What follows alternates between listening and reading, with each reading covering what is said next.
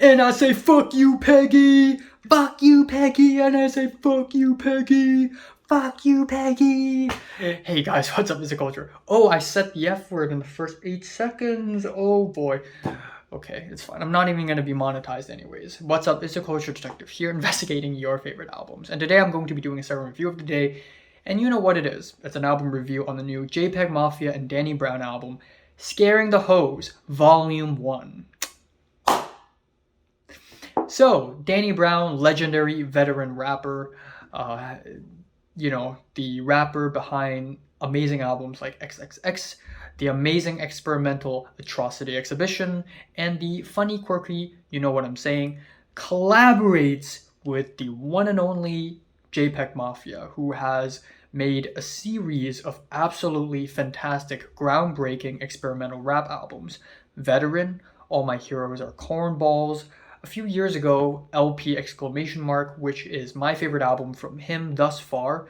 So naturally, this collaboration album between JPEGMAFIA and Danny Brown is one of the most anticipated releases of this year. I myself was extremely pumped by the release of this album, and I couldn't wait to listen to it the moment it was released.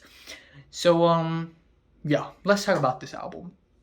The album opener, Lean Beef Patty, starts off super rough. It's very badly mixed, but it is intentionally badly mixed, and also it's badly mixed, but it's not terribly mixed. It's still intelligible, but there is a rough, jagged, crappy edge to it, which makes the track have a very interesting personality. We are hit with the chipmunk vocals, the extremely bouncy 808s and hi-hats, and then we have the instrumentals with the bold, jagged, futuristic edge to it. Reminds me a lot of that track back in Veteran, the Morrissey track, if you know what I mean. And Peggy bounces into the track with an amazing opening line. First off, fuck Elon Musk. And then we have the second part of the track where the beat sort of evolves into this Mario Kart soundtrack, and Danny Brown hops in with amazing chemistry, and it is a fantastic banger of an opener. The second track, Steppa, Pig, has the big bassy hits, the noisy jagged instrumentals and screeching synths, and the nimble keys and the super speed flows. Another absolutely well-produced track from JPEGMAFIA with amazing performances from both of them. And right off the bat, the first two tracks are already great, and it just goes to show how much Peggy's production has gotten better and better, and he's reached sort of an artistic height here, in my opinion. Of course, we have the title track to the album, Scaring the Hose. We have an absolute awful recording of hand claps, some grimy saxophones, and right off the bat, it's a very strange beat, and it's definitely something that Peggy has never worked with, and lo and behold, he sounds amazing on this track. We have the drum beats that goes extremely hard, and I also really like the lyrics where both Peggy and Danny Brown comments on the genre of experimental hip-hop and how they can't really make money from this, and it's not your average mainstream hip-hop, and how this type of music is scaring the hose, which I think is really fun and a quirky way of looking at this genre. The track Garbage Pail Kids has the dusty, clanging tones, kids singing.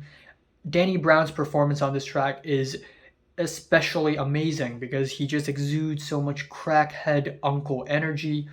Following that, we have Fentanyl Tester, where Peggy tramples onto breakcore with break beats. Yes, he is sampling break beats. Also, I forgot to mention that earlier at the end of last year, JPEGMAFIA and Y2K collaborated with the track Dirt, and when I first listened to this track like a month ago, I was addicted to it. I couldn't stop replaying it again and again and again, and partially it's because of the breakbeat. I think breakbeats with hip-hop is a fucking amazing combo. I love hip-hop and drum and bass, and then two and two putting together, it's awesome. So that's great. And I also love the rubbery keyboards and the Mario Kart ass instrumentals.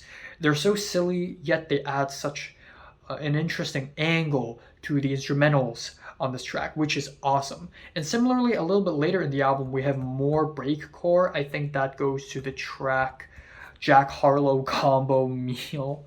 Yes, that's the title of the track. And after a cool jazzy intro, we have the instrumentals of the track where we have an awesome drum and bass beat and some auto-tune singing from Peggy, a la All My Heroes Are Cornballs. But what I like the most about this track is that it has nothing to do with Jack Harlow at all. Like, that's just the title, and that's it.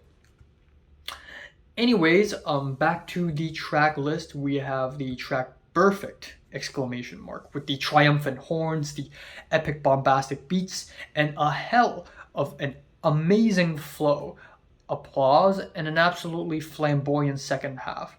Again, Danny Brown's flows on this track is so unhinged and bouncy and animated, especially with him going, "Okay, okay, I see what you're doing. I came up in the ruins."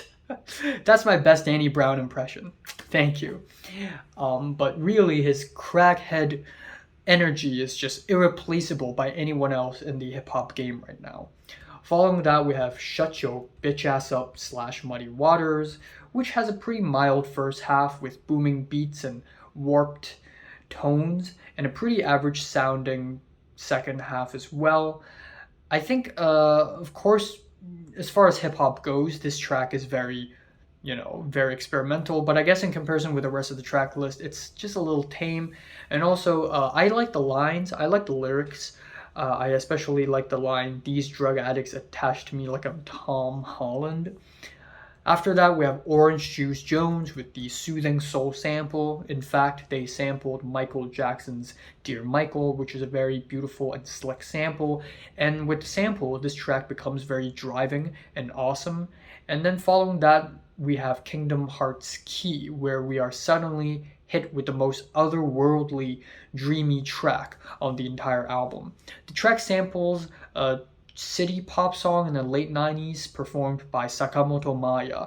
And that's kind of funny because just right now, before reviewing this album, I reviewed an anime, and one of the voice actresses in that anime is Sakamoto Maya. So that just goes to show how freaking legendary she is. And also, she voices Shinobu in Monogatari series, and if I could pick one anime girl that is my Oshi, it would be her. So obviously, a welcoming surprise. I love the ever-changing keys on this track. I love the performances, the very hard-hitting beat on top of the very fantastical instrumentals. It is a gorgeous, gorgeous track. And following that, we have God Loves You, which is a super overblown, noisy, soul-distorted track.